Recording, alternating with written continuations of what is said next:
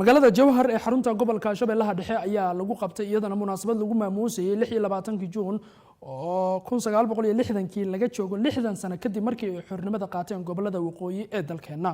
Wariyaha magaalada Jowhar Xamdi Dhool ayaa noo soo dirtay. munaasabad lagu maamuusay 26 Juun oo ah markii ay gobolada waqooyi ee Soomaaliya ka xoroomeen gumeystigii Ingiriiska ayaa lagu qabtay maanta magaalada Jowhar ee caasimadda dowlad goboleedka Hirshabelle. munaasabadda ayaa waxaa ka soo qayb galay qaybaha kala duwan ee bulshada, maamulka gobolka kan degmada iyo gudoomiye ku-xigeenka labaad ee baarlamaanka Hirshabelle.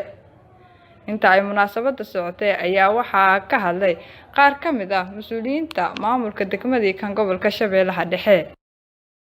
waxaan leeyahay hambalyo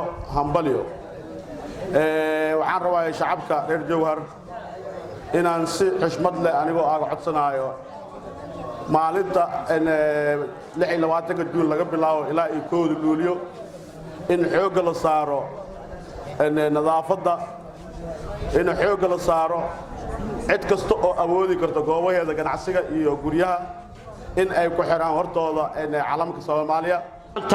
waa maalin aad qiimo weyn u leh, waa maalin aan la soo koobi karin waxa ay tahay munaasabadda 26 Juun oo ah munaasabad qiimo weyn ugu fadhida ummadda Soomaaliyeed. aad ugu faraxsanahay in aan xuseyno maalin aad ummadda Soomaaliyeed ugu weyn, maalintaas oo ah maalintii 26 Juun ee calan Soomaaliyeed ee xor ee laga taago gobolada waqooyi.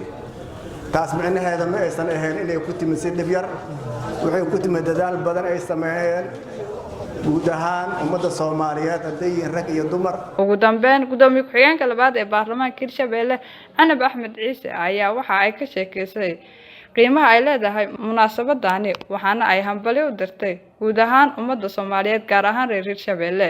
xalfadda munaasabadda 26 Juun Soomaaliya waa mid ku qaali ah. dhalinyaro haween ayaa u geeriyooday oo qabri ugu jira. waa taariikh Soomaaliya meel aan caadi ahayn uga qoran. Xamdi Dhool, RTN, Jowhar.